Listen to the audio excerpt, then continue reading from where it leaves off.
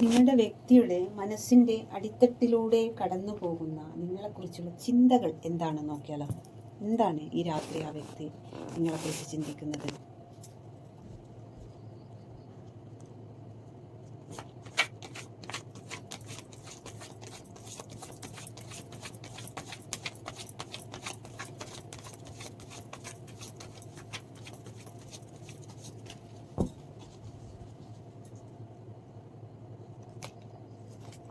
Two of cup.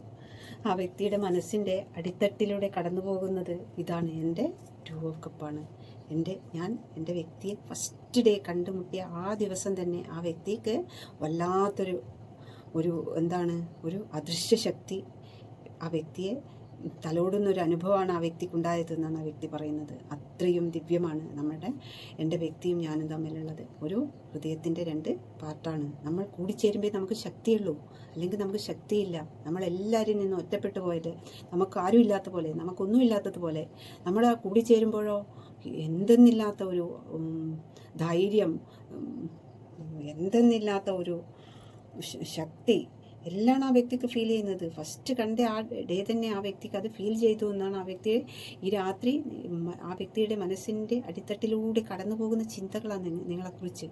അപ്പം ആ വ്യക്തിക്ക് മനസ്സിലായിട്ടുണ്ട് എൻ്റെ ജീവൻ, എൻ്റെ ഒരു പാർട്ടാണിത്. നമ്മൾ യൂണിവേഴ്സിൻ്റെ കപ്പിൾസാണ്. നമ്മൾക്ക് പകരം നമ്മൾ മാത്രം, മറ്റാരും നമ്മൾക്കിടയിൽ ഒരു ഇതുമില്ല.